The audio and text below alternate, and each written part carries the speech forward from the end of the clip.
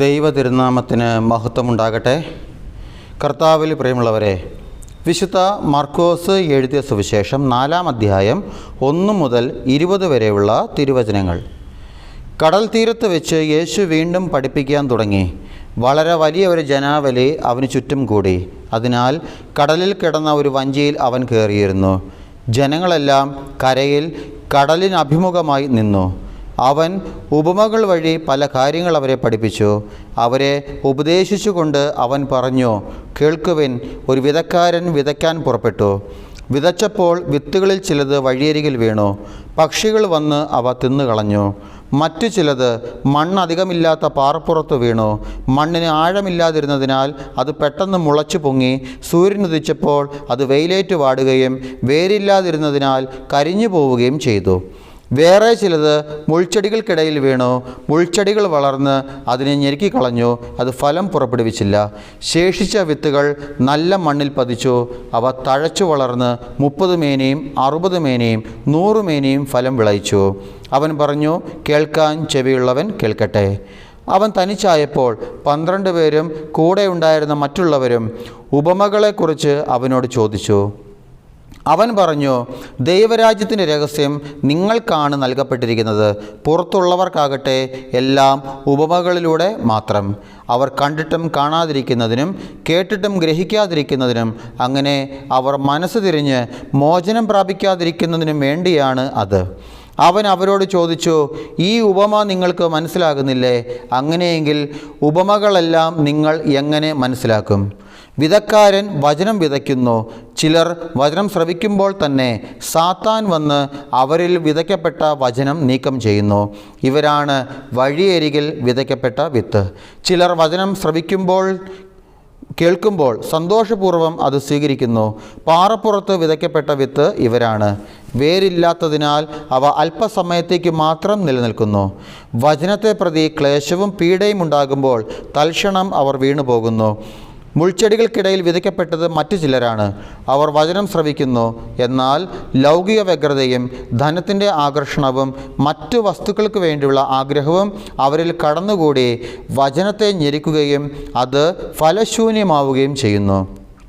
നല്ല മണ്ണിൽ വിതയ്ക്കപ്പെട്ട വിത്താകട്ടെ വചനം ശ്രവിക്കുകയും സ്വീകരിക്കുകയും ചെയ്യുന്നവരാണ്. അവർ 30 മേനിയും 60 മേനിയും 100 മേനിയും ഫലം പുറപ്പെടുവിക്കുന്നു. ദൈവമേ, സ്തുതി എനിക്ക് യോഗ്യമാകുന്നു. ബാർക്കുമോ. കർത്താവിൽ പ്രിയമുള്ളവരെ, വിശുദ്ധ മർക്കോസ് എഴുതിയ സുവിശേഷം 4-ാം അധ്യായം 1 മുതൽ 20 വരെയുള്ള വാക്യങ്ങളാണ് നമ്മൾ വായിച്ചു കേട്ടത്. വിതക്കാരൻ്റെ ഉപമയാണ് നമ്മൾ കേട്ടത്. ഈ വിതക്കാരൻ്റെ ഉപമ, അതായത് മർക്കോസ് 4:1 മുതൽ 20 വരെയുള്ള ഈ വിതക്കാരൻ്റെ ഈ ഉപമയ്ക്ക് ഇനി പ്രത്യേകിച്ചൊരു വ്യാഖ്യാനത്തിൻ്റെ ആവശ്യമില്ല, ഒരു വിവരണത്തിൻ്റെ ആവശ്യമില്ല. കാരണം ഈശോ തന്നെ ഇതിൻ്റെ വ്യാഖ്യാനം തരുന്നുണ്ട്. ഈശോ തന്നെ ഇത് വിവരിക്കുന്നുണ്ട്. അതുകൊണ്ട് ഇനി പ്രത്യേകിച്ച് വേറെ ഒരു വിവരണത്തിൻ്റെ ആവശ്യമില്ല. പ്രിയമുള്ളവരെ, അങ്ങനെ ഒരു വ്യാഖ്യാനം ആവശ്യമില്ല എന്ന് പറയുമ്പോൾ എന്നാൽ പിന്നെ ഇതിനെപ്പറ്റി പറയേണ്ടെന്നല്ല, പറയണം. അതായത് യേശു പറഞ്ഞതിൻ്റെ അതിനോട് ചേർന്ന് നിന്നുകൊണ്ട് ഇതിനെ വ്യാഖ്യാനിക്കണം. അതിന് മുകളിലേക്ക് കയറിയൊന്നും പറയല്ലേ, മനസ്സിലായി? കാരണം ദൈവം തന്നെയാണല്ലോ ഇത് പറഞ്ഞു തന്നത്, അല്ലേ? ദൈവം തന്നെ ഉപമ പറഞ്ഞു, ദൈവം തന്നെ ആ ഉപമയെ വിശദീകരിച്ചു. അപ്പോൾ ആ വിശദീകരണത്തിന് മുകളിൽ വേറെ ഈ ലോകത്തിലെ ആർക്കും മറ്റൊരു വിശദീകരണം തരാൻ പറ്റില്ല. അപ്പോൾ നമ്മൾ ചിന്തിക്കുന്നത് ഈശോയുടെ വിശദീകരണത്തോട് ചേർന്ന് നിന്നുകൊണ്ട്, പ്രിയമുള്ളവരെ, നമ്മൾ ഇതിനെപ്പറ്റി ഈ വചനത്തെ നമ്മളൊന്ന് ചിന്തിക്കുക. നമ്മൾ ഈ വചനം നമ്മൾ ശ്രദ്ധിച്ച് വായിക്കുമ്പോൾ ഇതിന് 3 ഭാഗങ്ങളുണ്ട്. അതായത് മർക്കോസ് 4:1 മുതൽ 20 വരെയുള്ള ഈ വിതക്കാരൻ്റെ ഈ ഉപമ, ഇതിന് 3 ഭാഗങ്ങളുണ്ട്. ഒന്ന് മർക്കോസ് 4:1 മുതൽ 9 വരെ വിതക്കാരൻ്റെ ഉപമയാണ്. ഇനി മർക്കോസ് 4:10 മുതൽ 12 വരെ ഈ ഉപമയുടെ ഉദ്ദേശമാണ്. ഇനി മർക്കോസ് 4:13 മുതൽ 20 വരെ വിതക്കാരൻ്റെ ഉപമയുടെ വ്യാഖ്യാനമാണ്. അങ്ങനെ 3 ഭാഗങ്ങളായിട്ട് ഇതിനെ തിരിക്കും. ഇനി 4 തരത്തിലുള്ള മണ്ണിനെ പറ്റി ഇത് ഇവിടെ വിവരിക്കുന്നുണ്ട്. അതായത് വിതക്കാരൻ വിത്ത് വിതച്ചപ്പോൾ വീണ 4 തരത്തിലുള്ള മണ്ണ്. അത് വിതക്കാരൻ വിത്ത് വിതച്ചപ്പോൾ ചിലത് വഴിയരികിൽ വീണു, ചില വിത്തുകൾ പാറപ്പുറത്ത് വീണു, ചില വിത്തുകൾ മുൾച്ചെടികൾക്കിടയിൽ വീണു, ചില വിത്തുകൾ നല്ല മണ്ണിൽ വീണു. അങ്ങനെ 4 തരത്തിലുള്ള മണ്ണിനെ പറ്റിയും പറയുന്നുണ്ട്. പ്രിയമുള്ളവരെ, നമ്മൾ ഈ വചനത്തെ നമ്മളൊന്ന് ചിന്തിക്കുകയാണ്. ഒന്നാമതായിട്ട് ഈ വചനഭാഗം നമുക്ക് നൽകുന്ന ചിന്ത, കേൾക്കുവിൻ കേൾക്കട്ടെ. കേട്ടോ? കേട്ടോണം. എന്താ? കേൾക്കുവിൻ കേൾക്കട്ടെ, ഇല്ലേ? അപ്പോൾ കാരണം ഈ വിധക്കാരൻ്റെ ഉപമ ഞാൻ നേരത്തെ പറഞ്ഞല്ലോ, മർക്കോസ് 4:1 മുതൽ 9 വരെയാണ് വിധക്കാരൻ്റെ ഉപമ. അത് കഴിഞ്ഞ് വരുന്നതല്ല അതിൻ്റെ വ്യാഖ്യാനമാണ്, അതിൻ്റെ ഉദ്ദേശമാണ്. അപ്പോൾ ഈ വിധക്കാരൻ്റെ ഉപമ 1 മുതൽ 9 വരെ പറയുമ്പോൾ ഈശോ ഈ ഉപമ ആരംഭിക്കുന്നത് കേൾക്കുവിൻ എന്ന് പറഞ്ഞുകൊണ്ടാ. കേൾക്കുവിൻ, വിതക്കാരൻ വിതയ്ക്കാൻ പുറപ്പെട്ടു. ഇനി ഈ ഉപമ അവസാനിക്കുന്നതോ കേൾക്കട്ടെ, അതായത് ചെവിയുള്ളവൻ കേൾക്കട്ടെ. കണ്ടോ? അപ്പം കേൾക്കുവിൻ കേൾക്കട്ടെ. നമ്മൾ സുവിശേഷം പരിശോധിക്കുകയാണെങ്കിൽ ഈശോ ചില കാര്യങ്ങൾ പഠിപ്പിക്കുമ്പോൾ ഇങ്ങനെ പറയുന്നുണ്ട്, സത്യം സത്യമായി ഞാൻ നിങ്ങളോട് പറയുന്നു, അല്ലെങ്കിൽ കേൾക്കാൻ ചെവിയുള്ളവൻ കേൾക്കട്ടെ എന്ന് പറയുമ്പോൾ പ്രിയമുള്ളവരെ, അത്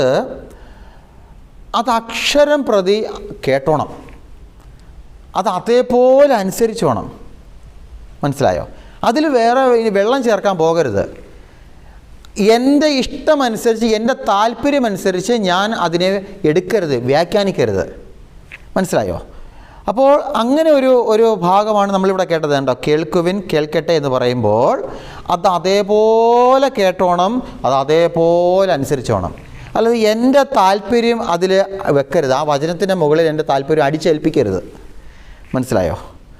എൻ്റെ ഇഷ്ടത്തിനനുസരിച്ച് വചനത്തെ ഞാൻ എന്താ പറയുന്നത്, കൂട്ടുപിടിക്കരുത്, അല്ലെങ്കിൽ അതിനെ വ്യാഖ്യാനിക്കരുത്. യേശു എന്താണെന്ന് പറഞ്ഞത്, ഈശോ പറഞ്ഞത് അതേപോലെ കേൾക്കണം, അത് അതേപോലെ അനുസരിക്കണം. അങ്ങനെ പ്രിയമുള്ളവരെ, നമ്മൾ അങ്ങനെ ദൈവവചനം അത് അതേപോലെ കേട്ട് അത് അതേപോലെ അനുസരിക്കുമ്പോൾ നമ്മൾക്ക് അതാണ് നമ്മുടെ ഏറ്റവും വലിയ ഭാഗ്യമെന്ന് പറയുന്നത്. അത് ലൂക്ക 11:28 വചനം പറയുന്നുണ്ട്. അവൻ പറഞ്ഞു, ദൈവവചനം കേട്ട് അത് പാലിക്കുന്നവർ കൂടുതൽ ഭാഗ്യവാന്മാർ. കണ്ടോ?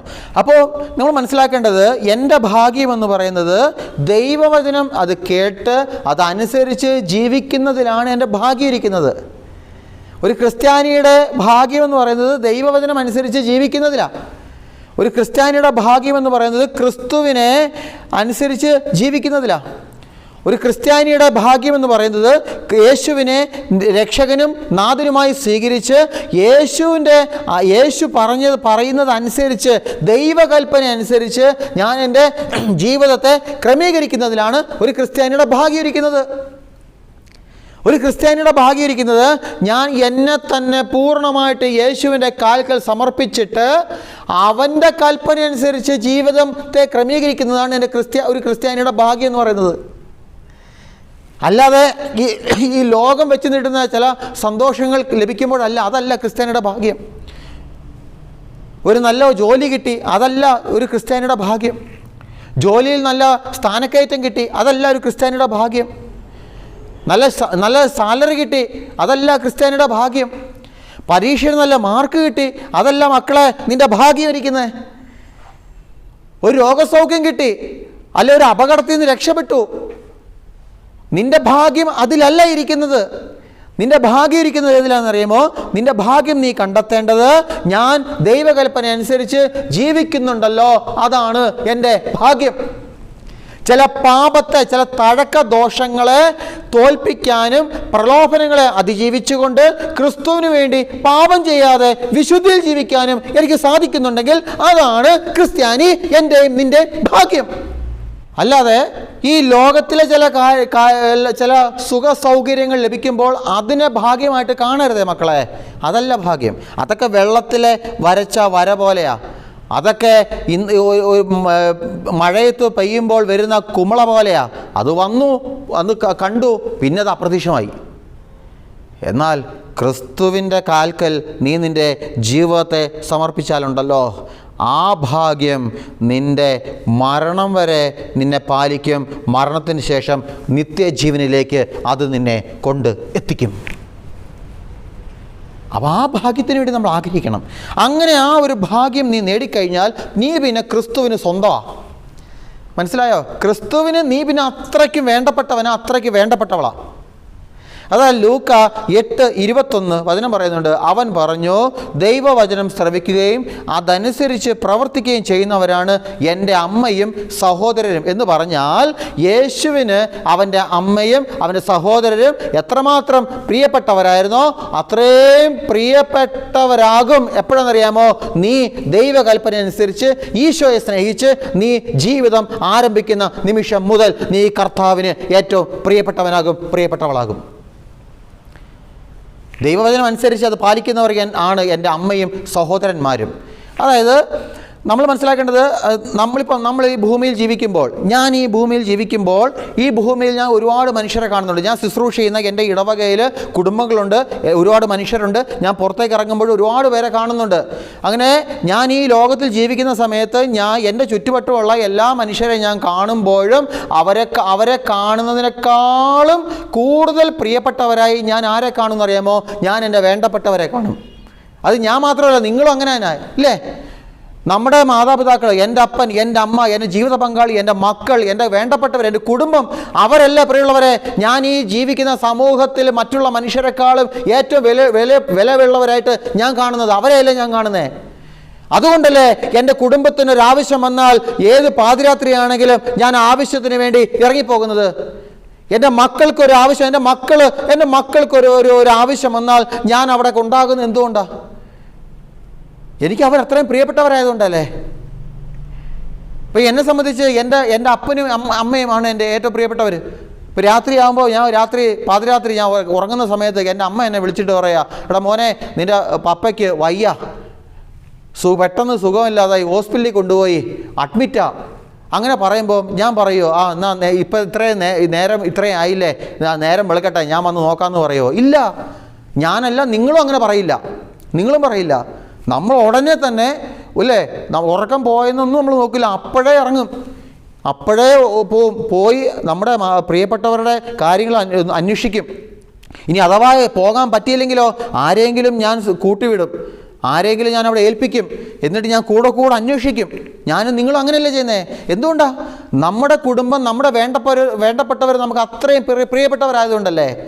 അത് തന്നെ എൻ്റെ പ്രിയമുള്ള മക്കളെ ഇവിടെ ഈശോ പറയുന്നത്, എൻ്റെ കൽപ്പന അനുസരിക്കുന്നവരാണ് എൻ്റെ അമ്മയും എൻ്റെ സഹോദരരും എന്ന് പറഞ്ഞാൽ യേശുവിൻ്റെ കൺമുമ്പിൽ നീ അത്രയ്ക്കും പ്രിയപ്പെട്ടവനാകും, പ്രിയപ്പെട്ടവളാകും. തമ്പുരാൻ്റെ മുമ്പിൽ നീ എന്നൊക്കെ അത്രയ്ക്കും വിലയുണ്ടെന്നേ. കർത്താവ് നിന്നെ അത്രയ്ക്കും വിലയുള്ളതായി കാണും. അതുകൊണ്ട് ദൈവകൽപ്പനയിലേക്ക് ഞാൻ എൻ്റെ കണ്ണുകളെ നോക്കണം.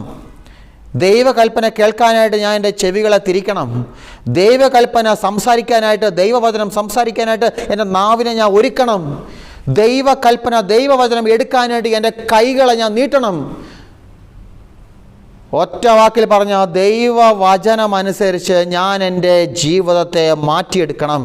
അങ്ങനെ മാറ്റിയെടുത്താൽ നീ യേശുവിന് സ്വന്തമായി മാറും. അങ്ങനെ യേശുവിന് നീ സ്വന്തമായി തീർന്നാൽ പിന്നെ അവൻ നിന്നെ അത്രമാത്രം സ്നേഹിക്കും, അത്രമാത്രം വിലയുള്ളതായി കാണും. അതോടൊപ്പം തന്നെ അത്രമാത്രം അവൻ നിന്നെ സ്നേഹിക്കും. അതായത് യേശുവിന് നിന്നെ എത്രമാത്രം സ്നേഹിക്കാൻ കഴിയോ അത്രത്തോളം കർത്താവ് നിന്നെ സ്നേഹിക്കും. മനസ്സിലായോ? പരിധിയില്ലാതെ നിന്നെ സ്നേഹിക്കുമെന്ന്. യോഹന്നാൻ 13:1 വചനം പറയുന്നുണ്ട്, ലോകത്തിൽ തനിക്ക് സ്വന്തമായുള്ളവരെ അവൻ സ്നേഹിച്ചു, അവസാനം വരെ അവൻ സ്നേഹിച്ചു. മനസ്സിലായി? അതായത് കർത്താവ് തനിക്ക് സ്വന്തമായുള്ളവരെ സ്നേഹിച്ചു. എങ്ങനെ സ്നേഹിച്ചു? അവസാനം വരെ, തൻ്റെ മരണം വരെ, തൻ്റെ മരണത്തെക്കാൾ ഉപരിയായിട്ട് അവൻ സ്നേഹിച്ചു. അതുകൊണ്ടാണ് തൻ്റെ സ്വന്തമായവർക്ക് വേണ്ടി അവൻ മരിച്ചത്. തൻ്റെ സ്വന്തമായവരെ വീണ്ടെടുക്കാൻ വേണ്ടി അവൻ കുരിശിൽ തൂങ്ങിയത്. എൻ്റെ മക്കളെ, നീ കർത്താവിൻ്റെ കൽപ്പന അനുസരിച്ച് ജീവിക്കുന്നതിൽ നീ ഭാഗ്യം കണ്ടെത്തുന്ന നിമിഷം മുതൽ കർത്താവ് നിന്നെ സ്നേഹിക്കും. എങ്ങനെ സ്നേഹിക്കുമെന്ന് അറിയാമോ? അവൻ എങ്ങനെ തൻ്റെ കൽപ്പന അനുസരിച്ച് തന്നെ സ്നേഹിക്കുന്നവരെ അവൻ എത്രത്തോളം സ്നേഹിക്കുമോ അത്രത്തോളം അവൻ നിന്നെ സ്നേഹിക്കും. അത്രത്തോളം കർത്താവ് നിന്നെ സ്നേഹിക്കും, ഈശോ നിന്നെ സ്നേഹിക്കും. അതുകൊണ്ട് നമ്മൾ ജീവിക്കുമ്പോൾ, നമ്മൾ ഈ ഭൂമിയിൽ ജീവിക്കുമ്പോൾ ഇങ്ങനെ വെറുതെ ഇങ്ങനെ തോന്നിയ പോലെ ജീവിക്കരുത്. മനസ്സിലായോ? മൃഗസമാനമായിട്ട് മനുഷ്യ നീ ജീവിക്കരുത്, പ്രത്യേകിച്ച് ക്രിസ്ത്യാനി നീ ജീവിക്കരുത്. ദൈവവചനമനുസരിച്ച് നീ നിൻ്റെ ജീവിതത്തെ മാറ്റിയെടുക്കണം. രണ്ടാമതായിട്ട് ഈ വചനഭാഗം നമുക്ക് നൽകുന്ന ചിന്ത, ദൈവവചനത്തെക്കുറിച്ച് അപ്പോസ്തോലിക പാരമ്പര്യമുള്ള സഭ നൽകുന്ന വ്യാഖ്യാനമാണ് നമ്മൾ ശ്രദ്ധിക്കേണ്ടത്. മനസ്സിലായോ? അതായത് ദൈവവചനത്തെക്കുറിച്ച് അപ്പോസ്തോലിക പാരമ്പര്യമുള്ള സഭ പഠിപ്പിക്കുന്നുണ്ട്, അത് കേൾക്കണം. അല്ലാതെ വഴി പോകുന്നവർ പറയുന്നത് എന്താണോ അത് കേട്ടുകൊണ്ട് പോകരുത്. ഞാൻ പറഞ്ഞുതരാം. ഇപ്പം മർക്കോസ് 4:10 മുതൽ 12 വരെയാണ് ഈ ഉപമയുടെ ഉദ്ദേശം പറയുന്നത്. ഇപ്പം മർക്കോസ് 4:1 മുതൽ 9 വരെ യേശു വിതക്കാരൻ്റെ ഉപമ പറഞ്ഞു. വിതക്കാരൻ്റെ ഉപമ പറഞ്ഞതിന് ശേഷം ഈ കേട്ട ജനം എന്ത് ചെയ്തു? ജനം അത് കേട്ടു. അത് കഴിഞ്ഞ് അവരവരുടെ വഴിക്ക് പോയി. മനസ്സിലായോ? അവരുടെ വഴിക്ക് അവർ പോയി. അത് കഴിഞ്ഞപ്പോൾ വചനം പറയുന്നുണ്ട്, അവൻ തനിച്ചായപ്പോൾ. അത് പറഞ്ഞാൽ ഇത് ആരംഭിക്കുന്നേ, മനസ്സിലായോ? അവൻ തനിച്ചായപ്പോൾ അവൻ്റെ ശിഷ്യന്മാർ, സ്ലീഹന്മാർ അവൻ്റെ അടുക്കലേക്ക് വന്നു. അവൻ്റെ അടുക്കലേക്ക് വന്നിട്ട്, കർത്താവേ ഇത് ഞങ്ങൾക്കൊന്ന് പറഞ്ഞു തരണേ, ഇതൊന്ന് പറഞ്ഞു തരണേ. മനസ്സിലായോ? അപ്പോൾ നമ്മൾ മനസ്സിലാക്കേണ്ടത്, യേശു ഈ ഉപമ പറഞ്ഞപ്പോൾ ജനക്കൂട്ടം ഉണ്ട്, അവിടെ ജനങ്ങളുണ്ട്, ഇല്ലേ? സ്ലീഹന്മാരുണ്ട്, എല്ലാവരും ഉണ്ട്. ഈ ഉപമ 4:1 മുതൽ 9 വരെ, 9 ആയപ്പോഴേ ആ വാക്യത്തിൽ ഉപമ അവസാനിച്ചു. ഈശോ അവിടെ നിർത്തി. ജനങ്ങളതെല്ലാം കേട്ട് പൊടിയും തട്ടി കൈയടിച്ച് നല്ല പ്രസംഗമാണ്, നല്ല കഥയാണെന്ന് പറഞ്ഞാൽ അവരുടെ പാട്ടിന് പോയി. ജനം അവരുടെ പാട്ടിന് പോയി. അവരവരുടെ ജോലിക്കായിട്ട് അവരുടെ കാര്യങ്ങളൊക്കെ കേട്ട് അവർ പോയി. മനസ്സിലായോ? പിന്നെ അവിടെ ആരുണ്ട്? യേശുവും സ്ലീഹന്മാരും, അല്ലേ? സ്ലീഹന്മാർ യേശുവിൻ്റെ അടുക്കിലേക്ക് വന്ന് ഈ ഉപമയെപ്പറ്റി ചോദിച്ചപ്പോൾ യേശു ഈ ഉപമയുടെ വ്യാഖ്യാനം സ്ലീഹന്മാർക്ക് പറഞ്ഞു കൊടുത്തു. ഞാൻ ആലോചിക്കുകയായിരുന്നു, പ്രിയമുള്ളവരെ, ഈ ജനക്കൂട്ടം ഇത് കേട്ടിട്ട് പോകാതെ ഒരു 10 മിനിറ്റും കൂടെ അവിടെ ഇരുന്നിരുന്നെങ്കിൽ ഒരു പക്ഷേ ഇതിൻ്റെ വ്യാഖ്യാനം കൂടെ കേൾക്കാമായിരുന്നേ, ഇല്ലേ? പക്ഷെ ജനം കേട്ടില്ല. ജനം മറ്റേത് അത്രയും കേട്ടു. അവർ കൈയടിച്ച് കൊള്ളാം, സൂപ്പർ എന്ന് പറഞ്ഞ് അവരവരുടെ പാട്ടിന് പോയി, ഇല്ലേ? കേട്ടതാരാ? ഇതിൻ്റെ വ്യാഖ്യാനം ഈശോ പറഞ്ഞു കൊടുത്തത് ആർക്കാ? അതാണല്ലോ ഈശോ സ്ലീഹന്മാരോട് പറയുന്നത്, സ്വർഗരാജ്യത്തിൻ്റെ രഹസ്യം നിങ്ങൾക്കാണ് നൽകപ്പെട്ടിരിക്കുന്നത്, ഇല്ലേ? കാരണം ആഗ്രഹിച്ച് നിൽക്കുക ഈ പാവങ്ങൾ, ഈ 12 എണ്ണം. ഇവർക്ക് വേറെ ഒന്നും വേണ്ട. അതാ പത്രോസ് അതല്ലേ പറയുന്നത്. പത്രോസ് ഈശോയോട് പറയുന്നുണ്ടല്ലോ, കർത്താവേ ഞങ്ങൾ എവിടെ പോകും? നിത്യജീവൻ്റെ വാക്ക് നിൻ്റെ കയ്യിലാണ് ഉള്ളത്, ഇല്ലേ? അപ്പോൾ അങ്ങനെ ആഗ്രഹിച്ച് നിൽക്കുകയാണ്. അങ്ങനെ ആഗ്രഹിച്ച് നിൽക്കുന്ന സ്ത്രീഹന്മാർക്കാണ് ഇതിൻ്റെ വ്യാഖ്യാനം ഈശോ പറഞ്ഞു കൊടുക്കുന്നത്. അപ്പോൾ സ്വാഭാവികമായിട്ട് നിങ്ങൾ കേൾക്കണേ, ശ്രദ്ധിക്കണേ. സ്വാഭാവികമായിട്ടും ഈ സ്ലീഹന്മാർ, ഈശോ ഇതിൻ്റെ വ്യാഖ്യാനം സ്ലീഹന്മാർക്ക് കൊടുത്തു. സ്ലീഹന്മാർ ഇത് ആർക്ക് കൊടുത്തു കാണും? അടുത്ത പിന്തുടർച്ച, ഇല്ലേ? സ്ലീഹന്മാർ തങ്ങളുടെ അടുത്ത പിന്തുടർച്ചയാണ് ആരാണോ അവർക്കിത് പകർന്നു കൊടുത്തു, ഇല്ലേ? അവരിലൂടെ ഇന്ന് ഈ സഭയിൽ ഈ വ്യാഖ്യാനം എത്തി നിൽക്കുകയാണ്. പ്രിയമുള്ളവരെ, നിങ്ങൾ ഇത്ര ശ്രദ്ധിക്കുക. ശ്ലൈഹിക പാരമ്പര്യമുള്ള സഭയിൽ മാത്രമേ യഥാർത്ഥമായ ദൈവവചന വ്യാഖ്യാനമുള്ളൂ. ഇതിന് പുറത്ത് ദൈവവചന വ്യാഖ്യാനമില്ല. ദൈവവചനം ഇങ്ങനെ പറഞ്ഞു നടക്കുന്നതേ ഉള്ളൂ, യഥാർത്ഥമായ ഒരു വ്യാഖ്യാനം ഇല്ല. ദൈവവചനമുണ്ട്, മനസ്സിലായോ? അപ്പോസ്തോലിക പാരമ്പര്യമുള്ള സഭയ്ക്ക് പുറത്തുള്ള സഭകളിലും ദൈവവചനമുണ്ട്, പക്ഷെ വ്യാഖ്യാനമില്ല, സത്യമില്ല. യഥാർത്ഥ ഈശോ ആഗ്രഹിക്കുന്ന ഒരു വചന അർത്ഥം പുറത്തില്ല. എവിടുണ്ട്? ഇവിടെയുണ്ട്. എവിടാ? ഈ അപ്പോസ്തോലിക പാരമ്പര്യമുള്ള സഭയിലുണ്ട്. കാരണം എന്താണെന്നറിയാമോ? സ്ലീഹന്മാർക്കാണ് ഈ ഉപമയുടെ അർത്ഥം ഈശോ പറഞ്ഞു കൊടുത്തത്. ഈ ഉപമയുടെ മാത്രമല്ല, ദൈവരാജ്യത്തിൻ്റെ രഹസ്യമെന്ന് ഈശോ പറഞ്ഞു. ദൈവരാജ്യത്തിൻ്റെ രഹസ്യം നിങ്ങൾക്കാണ് നൽകപ്പെട്ടിരിക്കുന്നത് പറയുമ്പോൾ സ്ലീഹന്മാർക്ക് യേശുവിലൂടെ ദൈവരാജ്യത്തിൻ്റെ രഹസ്യങ്ങൾ ലഭിച്ചു. സ്ലീഹന്മാരിലൂടെ ഇന്നും ഈ അപ്പോസ്തോലിക പാരമ്പര്യം വഴി ഈ സഭയ്ക്കും ലഭിച്ചു. അതുകൊണ്ട് എനിക്ക് നിങ്ങളോട് പറയാനുള്ളൊരു കാര്യം എന്താ അറിയാമോ? അപ്പോസ്തോലിക പാരമ്പര്യമുള്ള സഭയ്ക്ക് പുറത്തു നിന്ന് കേൾക്കുന്ന ദൈവവചന വ്യാഖ്യാനത്തെ നിങ്ങൾ കേൾക്കരുത്. നിങ്ങൾ കേട്ടാൽ വിശ്വസിക്കുകയും ചെയ്യരുത്. കേട്ടാൽ വിശ്വസിക്കരുതെന്ന് പറയുന്നില്ല, കേൾക്കുക പോലും ചെയ്യരുത്. അതെനിക്ക് പറയാനുള്ളൂ. കേൾക്കുക പോലും ചെയ്യരുത്. കുറേ പൊടിപ്പും കുറേ തൊങ്ങലുകളും വെച്ചുകൊണ്ടൊക്കെ വിശ്വസനീയമായ രീതിയിൽ പല കാര്യങ്ങളും പറയും. എൻ്റെ മക്കളെ, സത്യത്തെ വളച്ചൊടിച്ചുകൊണ്ട് ഇതിന് പുറത്തുള്ളവരൊക്കെ ഈ സത്യമായ വചനത്തെ വളച്ചൊടിക്കുമ്പോൾ അതെല്ലാം സത്യമാണെന്ന് വിചാരിക്കരുത്. അത് സത്യമല്ല. കാരണം അപ്പോസ്തോലിക സഭയ്ക്ക് പുറത്ത് ഒരു സത്യമില്ല. അപ്പോസ്തോലിക സഭയ്ക്ക് പുറത്ത് ഒരു ബൈബിൾ വ്യാഖ്യാനമില്ല. അപ്പോസ്തോലിക സഭയ്ക്ക് പുറത്ത് ഈശോ ആഗ്രഹിക്കുന്ന ഒരു ജീവിത രീതി ഇല്ല. ഇതിനകത്താണ് ഈ അപ്പോസ്തോലിക പാരമ്പര്യത്തിലായതുള്ളത്. മനസ്സിലായോ? അതുകൊണ്ട് പ്രിയമുള്ളവരെ, നമ്മൾ മനസ്സിലാക്കേണ്ടത് ഈ ഒരു കാര്യം, ഇത് നമ്മൾ എപ്പോഴും തിരിച്ചറിയണം. ഇതിനെപ്പറ്റി അറിയാത്തവരൊക്കെ ദൈവവചനത്തെ ചുമ്മാ എടുത്ത് വ്യാഖ്യാനിക്കും. ഞാൻ നേരത്തെ തുടക്കത്തിൽ പറഞ്ഞല്ലോ, എൻ്റെ ജീവിതം ക്രമപ്പെടുത്തുന്നതിന് വേണ്ടി എൻ്റെ ചില ഇഷ്ടങ്ങൾക്ക് വേണ്ടി വചനത്തെ വ്യാഖ്യാനിക്കും ചിലർ. മനസ്സിലായോ? ഉദാഹരണം പറഞ്ഞാൽ, ഇപ്പോൾ മദ്യപാനം തെറ്റാണ് എന്ന് സഭ പഠിപ്പിക്കുന്നു. സഭ പഠിപ്പിക്കുന്നതിൻ്റെ കാരണം അത് വചനം പഠിപ്പിക്കുന്നു, അതുകൊണ്ട് സഭ പഠിപ്പിക്കുന്നു. അങ്ങനെ പറയുമ്പോൾ ഈ വചനത്തെ എടുത്തുകൊണ്ട് മദ്യപിക്കുന്നത് തെറ്റില്ല എന്ന് പഠിപ്പിക്കുന്ന ഒരു സമൂഹവും പുറത്തുണ്ട്. മനസ്സിലായോ? 1 തിമോത്തിയോസ് 5:23 പൗലോസ്ലീഹ തിമോത്തിയോസിനോട് പറയുന്നുണ്ട്, നിന്റെ ഉദരത്തെയും നിനക്ക് കൂടെ ഉണ്ടാകാറുള്ള രോഗങ്ങളെയും പരിഗണിച്ച് അല്പം വീഞ്ഞ് ഉപയോഗിച്ചു കൊള്ളുക. കണ്ടോ?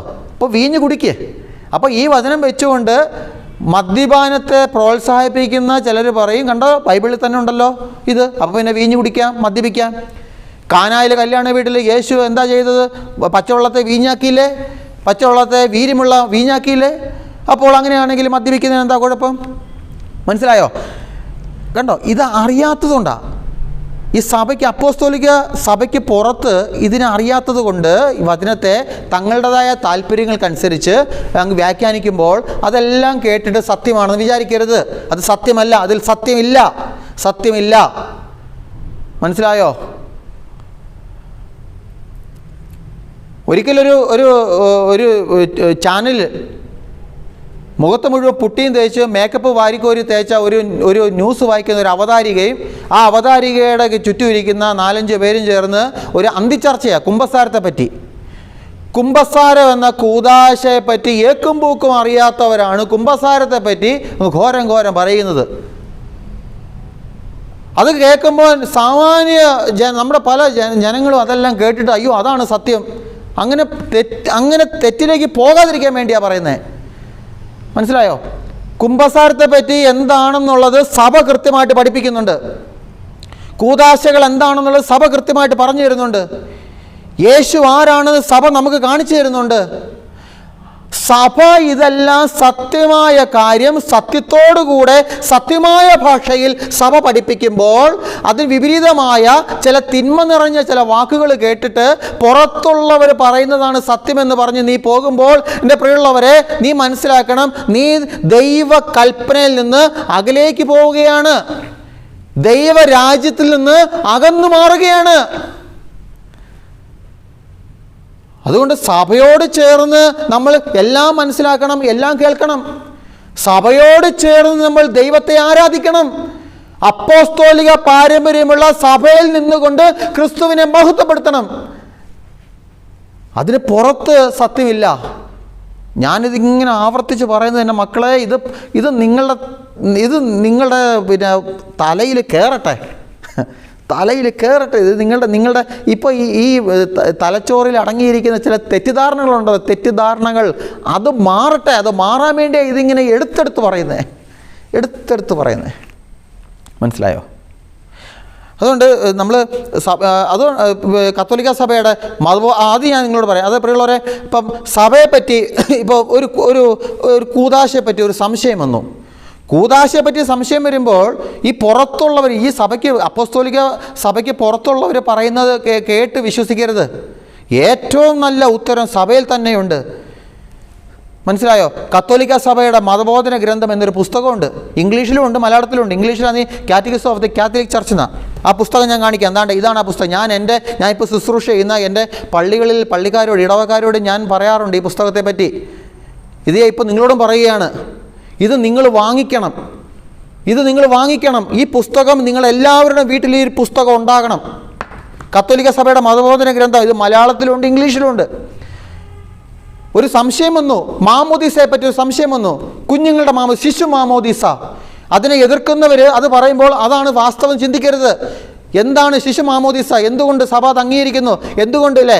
ഈ ബൈബിളിൽ പറയുന്നുണ്ടല്ലോ, ഈശോ പ്രായമായപ്പോഴാണ്, അറിവ് വന്നപ്പോഴാണ് ഈശോ മാമോദീസ സ്വീകരിച്ചത്. ശരിയാണ്, അതിന് തള്ളിക്കളയുന്നില്ല. പക്ഷെ സഭ എന്തുകൊണ്ട് കുഞ്ഞുങ്ങൾക്ക് മാമോദീസ കൊടുക്കുന്നു? അതിൻ്റെ വ്യക്തമായ ഉത്തരം സഭ പഠിപ്പിക്കുന്ന ഈ പുസ്തകത്തിലുണ്ട്. എന്തുകൊണ്ട് വിശുദ്ധ കുർബാന ദിനം പ്രതി വിശുദ്ധ കുർബാന കാണണം? അതിനുള്ള ഉത്തരം സഭ ഈ പുസ്തകത്തിലൂടെ തരുന്നുണ്ട്. യേശു ആരാണ് എന്ന വ്യക്തമായ ഉത്തരം സഭ പഠിപ്പിക്കുന്നുണ്ട്. ദൈവവചനമാകുന്ന അടിസ്ഥാനത്തിൽ നിന്നുകൊണ്ട്, ദൈവവചനത്തെ മുൻനിർത്തിക്കൊണ്ട് സഭ പഠിപ്പിക്കുന്ന പാഠങ്ങളാണ് ഈ പുസ്തകത്തിൽ ഉള്ളത്. അതുകൊണ്ട് ഞാൻ നിങ്ങളോട് പറയുകയാണ്, ഈ ഒരു പുസ്തകം നിങ്ങളുടെ വീടുകളിൽ വേണം. ബൈബിളിനോട് കൂടെ ഈ പുസ്തകം വെക്കണം. ബൈബിളും ഈ പുസ്തകം ഒരേപോലെ മറിച്ച് നോക്കണം. സംശയം വരുമ്പോൾ നോക്കണം, തുറന്നു നോക്കണം, വായിക്കണം. അല്ലാതെ പുറത്തുള്ളവർ എന്ത് പറയുന്നു അത് കേട്ടിട്ട് അതാണ് സത്യമെന്ന് വിചാരിക്കരുത്. അത് സത്യമല്ല. കാരണം സത്യമില്ലാത്ത ഇടത്തും സത്യമില്ലാത്തവർക്കും സത്യത്തെ പറ്റി പറയാൻ കഴിയില്ല. കത്തോലിക്ക സഭയുടെ മതബോധന ഗ്രന്ഥം CCC 85 ഖണ്ഡിക ഇങ്ങനെ പഠിപ്പിക്കുന്നുണ്ട്: ലിഖിത രൂപത്തിലോ പാരമ്പര്യത്തിലോ ഉള്ള ദൈവവചനത്തെ അതിനെ ആധികാരികമായി വ്യാഖ്യാനിക്കുവാനുള്ള ധർമ്മം സഭയുടെ സജീവ പ്രബോധനാധികാരത്തിന് മാത്രമാണ് നൽകപ്പെട്ടിരിക്കുന്നത്. യേശുക്രിസ്തുവിൻ്റെ നാമത്തിലാണ് സഭ ഈ അധികാരം വിനിയോഗിക്കുന്നത്. അതായത് ശ്രദ്ധിച്ചു കേൾക്കണം, ഇനി പറയുന്നത് ശ്രദ്ധിച്ചു കേൾക്കണം. അതായത് റോമാ മെത്രാനായ പത്രോസിൻ്റെ പിൻഗാമിയോട് ഐക്യത്തിൽ വർത്തിക്കുന്ന മെത്രാന്മാരെയാണ് ഈ ചുമതല ഏൽപ്പിച്ചിരിക്കുന്നത്. ഏത് ചുമതല? ദൈവവചനത്തെ വ്യാഖ്യാനിക്കാനുള്ള ചുമതല. ആർക്കാ? റോമാ മെത്രാനായ പത്രോസിൻ്റെ പിൻഗാമി. മനസ്സിലായോ? റോമാ മെത്രാനായ പത്രോസിന് പിൻഗാമിയായ മെത്രാന്മാരും ആ മെത്രാന്മാരിലൂടെ കൈവപ്പ് ലഭിച്ച സഭയിലെ വൈദികരായ ഞങ്ങളും, ഒറ്റ വാക്കിൽ പറഞ്ഞാൽ പരിശുദ്ധ കത്തോലിക്ക സഭയ്ക്കാണ് യഥാർത്ഥത്തിൽ ദൈവ വചനത്തെ സത്യമായിട്ടും വ്യാഖ്യാനിക്കാനുള്ള അധികാരമുള്ളൂ, അവകാശമുള്ളൂ. അതിന് പുറത്ത് ചുമ്മാ വായി വരുന്നത് വിളിച്ചു പറയുന്നവരാ ഈ ചില പെന്തക്കോസ് പാസ്റ്റർമാരൊക്കെ. ദൈവവചനത്തെ ഇപ്പോഴുള്ളവരെ അലറി വിളിക്കുകയാണ്. ചുമ്മാ അലറി ചുമ്മാ ഞാൻ ഈയിടയ്ക്ക് ഒരു കുട്ടി പാസ്റ്ററൊക്കെ ഉണ്ട്. ഒരു കുട്ടി പാസ്റ്റർ, ജോയൽ എന്നോ അങ്ങനെ എന്തോ അവൻ്റെ പേര്. ഒരു കുട്ടി പാസ്റ്റർ അലറി വിളിക്കുകയാണ്. ഞാൻ ആദ്യം വെച്ച് ലോട്ടറി പരസ്യമാണ്. ലോട്ടറി കേരള സംസ്ഥാന ഭാഗ്യക്കുറി പരസ്യമാണെന്ന് വിചാരിച്ച്. പിന്നെ മനസ്സിലായില്ല, ഒരു കുട്ടി പാസ്റ്റർ കിടന്ന് തുള്ളി കളിക്കുക, അല്ല ചെവീട് ചിലയ്ക്കുന്ന പോലെ ചിലയ്ക്കുക. വേറൊരു പെന്തക്കോസ് പാസ്റ്ററിൻ്റെ പ്രസംഗം. പണമാണ് ചോദിക്കുന്നത്. ആദ്യമേ ചോദിക്കുന്ന പണമാണ്. നിങ്ങളുടെ കയ്യിൽ എത്ര രൂപയുണ്ട്? 10 രൂപയൊന്നും ആരും പിടിച്ചുകൊണ്ടിരിക്കരുതെന്ന്. ഒരാളും 10 രൂപ കൂടുതൽ, നിങ്ങൾക്ക് എത്രയും കൂടുതലുണ്ടോ അത്രയും എടുക്കണം. എനിക്ക് 22,000 രൂപ വേണമെന്ന്. 22 ലക്ഷം രൂപ എനിക്ക് വേണം. 22 ലക്ഷം എനിക്ക് വേണം. അതുകൊണ്ട് നിങ്ങൾ കൂടുതൽ പിടിച്ചോണം. മനസ്സിലായോ? അത് നല്ലൊരു വചനം പറയുന്നുണ്ട് പ്രിയമുള്ളവരെ, നല്ലൊരു വചനം പറയുന്നുണ്ട്. റോമർ 16, 17, 18 വചനം പറയുകയാണ്: സഹോദരരെ, നിങ്ങൾ പഠിച്ച തത്വങ്ങൾക്ക് വിരുദ്ധമായി പിളർപ്പുകളും ദുർമാതൃകകളും ഉണ്ടാക്കുന്നവരെ ശ്രദ്ധിച്ചുകൊള്ളുവിൻ എന്ന് ഞാൻ നിങ്ങളോട് അപേക്ഷിക്കുന്നു. അവരെ നിരാകരിക്കുവിൻ. അങ്ങനെയുള്ളവർ നമ്മുടെ കർത്താവായ ക്രിസ്തുവിനെ അല്ല, തങ്ങളുടെ തന്നെ ഉദരങ്ങളെയാണ്. കണ്ടോ, 22 ലക്ഷം എനിക്ക് വേണം. അതുകൊണ്ട് ഞാൻ വചനം പറയുന്നു. കണ്ടോ, തങ്ങളുടെ തന്നെ ഉദരങ്ങളെയാണ് ശുശ്രൂഷിക്കുന്നത്. ആകർഷകമായ മുഖസ്തുതി പറഞ്ഞ് അവർ സരളചിത്തരെ വഴിപിഴപ്പിക്കുന്നു. അതായത് എൻ്റെ പ്രിയമുള്ളവരെ, ഈ ലോകത്തിലെ എല്ലാ കാര്യങ്ങളും നിനക്ക് യേശു സാധിച്ചു തരുമെന്ന് മാത്രം ഒരു വ്യക്തി പറയുന്നെങ്കിൽ ആ വ്യക്തിയുടെ അതാരായിക്കോട്ടെ, ആ വ്യക്തിയുടെ വചന ശുശ്രൂഷ എന്ന് പറയുന്നത് പൈശാചികമായ വചന ശുശ്രൂഷയാണ്. ലോകത്തിലെ എല്ലാ കാര്യങ്ങളും ഈശോ തരും, പക്ഷെ അതിനെ മാത്രമേ ഫോക്കസ് ചെയ്യുന്നുള്ളൂ. നിനക്ക് രോഗസൗഖ്യം തരും, നിന്റെ കടഭാരം മാറ്റും, നിനക്ക് ജോലി കിട്ടും, നിന്റെ വിവാഹ തടസ്സം മാറ്റും, നിനക്ക് വാഹനം കിട്ടും, നിനക്ക് വീട് കിട്ടും. അതേപോലെ തന്നെ എനിക്കും എന്തെങ്കിലും തരണം. ഇത് മാത്രമേ പറയുന്നുള്ളൂ. നിത്യജീവനെ പറ്റി പറയത്തില്ല, പാപമോചനത്തെ പറ്റി പറയത്തില്ല, യേശുവിൽ ലഭിക്കുന്ന സ്വർഗീയ നിത്യജീവനെ പറ്റി ഒരക്ഷരവും മിണ്ടില്ല. വിശുദ്ധിയിൽ ജീവിക്കാനുള്ള മാതൃകകൾ പറഞ്ഞു കൊടുക്കില്ല. ഈ ലോകത്തിലെ എല്ലാ കാര്യങ്ങളും മാത്രം പറയും. അങ്ങനെ പറയുന്നവർ തങ്ങളുടെ ഉദരത്തെയാണ് ശുശ്രൂഷിക്കുന്നത്. അങ്ങനെയുള്ള പ്രസംഗങ്ങൾ, അങ്ങനെയുള്ള വചന വ്യാഖ്യാനങ്ങൾ എൻ്റെ മക്കളെ കേൾക്കരുത്. മനസ്സിലായോ? കേൾക്കരുത്. നമ്മളെ തെറ്റിലേക്ക് നയിക്കുന്ന കാര്യങ്ങളിലേക്ക് പോകരുത്. 1 യോഹന്നാൻ 4:1 വചനം പറയുന്നുണ്ട്, പ്രിയപ്പെട്ടവരെ, എല്ലാ ആത്മാക്കളെയും നിങ്ങൾ വിശ്വസിക്കരുത്. കണ്ടോ? അതായത് ഞാൻ നേരത്തെ പറഞ്ഞില്ലേ, ഇപ്പോൾ ഒരു ശുശ്രൂഷകൻ വചനം പറയുമ്പോൾ അവൻ യേശുവിനെ പറ്റി പറയുന്നത് മൊത്തം ഈ ലോകത്തിലെ ചില കാര്യങ്ങൾ ലഭിക്കുന്നതിനെ പറ്റി യേശുവായിട്ട് ആ കാര്യങ്ങളെ പറയുന്നുള്ളൂ. എന്നാൽ നിത്യജീവനെ പറ്റി ഒരു അക്ഷരം മിണ്ടില്ല. വിശുദ്ധിയിൽ ജീവിക്കണം, പാപത്തെ ഉപേക്ഷിക്കണമെന്ന് പറയില്ല. അങ്ങനെ ഒരു കാര്യമേ പറയില്ല. മരണത്തിന് ശേഷം ഒരു ന്യായവിധി ഉണ്ട്, അത് നീ ഫേസ് ചെയ്യേണ്ടതാണ്, അതിനെപ്പറ്റി ഒരു വാക്കുമിണ്ടില്ല. പറയുന്നതല്ല ഈ ലോകത്തിലെ ചില കാര്യങ്ങളാണ്. അങ്ങനെ പറയുന്ന അവരുടെ കാര്യങ്ങളിൽ നിങ്ങൾ അവരെ വിശ്വസിക്കരുത്. അങ്ങനെയുള്ള ആത്മാക്കളെ വിശ്വസിക്കരുത്. ആത്മാക്കളെ പരിശോധിച്ച് അവ ദൈവത്തിൽ നിന്നാണോ എന്ന് വിവേചിക്കുവാൻ പല വ്യാജ പ്രവാചകന്മാരും ലോകത്തിലെങ്ങും പ്രത്യക്ഷപ്പെട്ടിരിക്കുന്നു. കണ്ടോ? അപ്പോൾ ഞാൻ പറയുന്നത് ഇത്രയുള്ള പ്രിയമുള്ളവരെ, അപ്പോസ്തോലിക പാരമ്പര്യമുള്ള സഭ എന്ത് പഠിപ്പിക്കുന്നോ അതിനെ കണ്ണും പൂട്ടി വിശ്വസിക്കണം. അതാണ് സത്യം, അതിലേ ഉള്ളൂ സത്യം. മൂന്നാമതായിട്ട് ഈ വചനം നമ്മളെ പഠിപ്പിക്കുന്ന മൂന്നാമത്തെ ചിന്ത, 3 പരാജയങ്ങളും 3 വിജയങ്ങളും. കേട്ടോ? നമ്മൾ ഈ ഉപമ വായിച്ചു വരികയാണെങ്കിൽ 3 പരാജയങ്ങളാണ് ആദ്യം കാണിക്കുന്നത്. പക്ഷേ ഈ ഉപമ അവസാനിക്കുന്നത്, ഈ വചനം അവസാനിക്കുന്നത് 3 വിജയങ്ങളെ കാണിച്ചുകൊണ്ടാണ്. 3 പരാജയങ്ങൾ ഏതൊക്കെയാണ്? അതായത് 3 പരാജയങ്ങൾ എന്ന് പറഞ്ഞാൽ ഈ വിത്ത് വിതയ്ക്കാതെ പോയത്. ഇല്ല, ഇപ്പം ഞാനൊരു കൃഷിക്കാരനാണ്. ഞാനൊരു വിത്ത് വിതയ്ക്കുമ്പോൾ ആ വിത്ത് മുളച്ച് അത് ഫലമാകുന്നതാണ് അതിൻ്റെ വിജയം. പക്ഷെ അതാവുന്നില്ല, ഇല്ലേ? അതാകുന്നില്ല. അങ്ങനെ ആകാതിരുന്ന 3 ഇടങ്ങൾ, പരാജയപ്പെട്ട 3 ഇടങ്ങൾ: 1 വഴിയരിക്, 2 പാറപ്പുറം, 3 മുൾച്ചെടി. ഇല്ലേ? കണ്ടോ? 3 പരാജയങ്ങൾ. പിന്നീടോ ഇതിന് ശേഷം വചനം നിന്നോ? ഇല്ല. പരാജയപ്പെടുന്നതല്ല വചനം, പിന്നെയോ വിജയിക്കുന്നത്. അതുകൊണ്ടാണ് വിജയത്തിലാണ് ഇത് അവസാനിക്കുന്നത്. അതെവിടാ? 30 മേനി, 60 മേനി, 100 മേനി. കണ്ടോ എൻ്റെ മക്കളെ? ദൈവവചനം എന്ന് പറയുന്നത്, ദൈവവചനം ഒരിക്കലും പരാജയപ്പെട്ടു പോകുന്നതല്ല. ദൈവവചനം ഒരിക്കലും നിർജീവ അവസ്ഥയിൽ കെട്ടിക്കിടക്കുന്നതല്ല. ദൈവവചനം ഒരിക്കലും കെട്ടിക്കിടക്കുന്ന ജലം പോലെ ദുർഗന്ധം വമിക്കുന്നതല്ല. ദൈവവചനം എന്ന് പറയുന്നത് അത് ഒഴുകുന്നതാണ്. ദൈവവചനം എന്ന് പറയുന്നത് അത് ജീവിപ്പിക്കുന്നതാണ്. ദൈവവചനം എന്ന് പറയുന്നത് ജീവനുള്ളതാണ്. ദൈവവചനം എന്ന് പറയുന്നത് പരാജയത്തിൽ അവസാനിക്കുന്നതല്ല, ജയത്തിൽ അവസാനിക്കുന്നതാണ് ദൈവവചനം. അതാണല്ലോ ഹെബ്രായർ 4:12 വചനം പറയുന്നുണ്ടല്ലോ, ദൈവത്തിൻ്റെ വചനം സജീവവും ഊർജ്ജസ്വലവുമാണ്, ഇരുതല വാളിനേക്കാൾ മൂർച്ചയേറിയതും, ചേതനയിലും ആത്മാവിലും സന്ധിബന്ധങ്ങളിലും മജ്ജയിലും തുളച്ചു കയറി ഹൃദയത്തിൻ്റെ വിചാരങ്ങളെയും നിയോഗങ്ങളെയും വിവേചിച്ചറിയുന്നതാണ്. അപ്പോൾ ആരംഭിക്കുന്നത് എങ്ങനെയാ? ദൈവവചനം സജീവമാണ്, ഊർജ്ജസ്വലവുമാണ്. ദൈവവചനം ജീവനുള്ളതാണ്, അത് പ്രവർത്തിക്കുന്നതാണ്. കാരണം ഒരു ചത്ത ദൈവത്തിൻ്റെ വചനമല്ല ഈ നമ്മൾ ഈ കേൾക്കുന്നതും നമ്മൾ കാണുന്നതും നമ്മൾ വായിക്കുന്നതും. ചത്ത ദൈവത്തെ അല്ല ഞാനും നീയും ആരാധിക്കുന്നത്. ക്രിസ്ത്യാനിയെ നമ്മൾ മനസ്സിലാക്കേണ്ട ഒരു കാര്യം എന്ന് പറയാമോ? നമ്മളൊരിക്കലും മരണപ്പെട്ട ദൈവത്തെ അല്ല ആരാധിക്കുന്നത്. പിന്നെയോ മരണത്തിൽ നിന്ന് 3-ാം ദിവസം ഉയർത്തെഴുന്നേറ്റ് ഇന്നും പിതാവായ ദൈവത്തിന്റെ വലതുഭാഗത്ത് എനിക്കും നിനക്ക് വേണ്ടി മധ്യസ്ഥ അപേക്ഷിക്കുന്ന ജീവനുള്ള ദൈവത്തിന്റെ പുത്രനായ യേശുവിനെയാണ് ഞാനും നീയും ആരാധിക്കുന്നത്. ആ ദൈവത്തെയാണ് അപ്പ പിതാവ് എന്ന് ചങ്കുപൊട്ടി ഞാനും നീയും വിളിക്കുന്നത്. ചത്തുപോയ ദൈവത്തെ അല്ല, ചത്തുപോയ വചനത്തെ അല്ല ഞാൻ നീയും വിളിക്കുന്നതും കാണുന്നതും വായിക്കുന്നതും. ജീവനുള്ള ദൈവത്തെ, ജീവനുള്ള ദൈവത്തിന്റെ വചനത്തെ.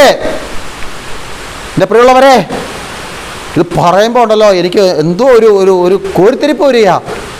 നമ്മൾ വായിക്കുന്ന വചനം ജീവനുള്ള വചനമാണെന്നേ, പ്രവർത്തിക്കുന്ന വചനമാണെന്നേ, ആക്റ്റീവ് പ്രവർത്തിക്കുന്നതാണ്.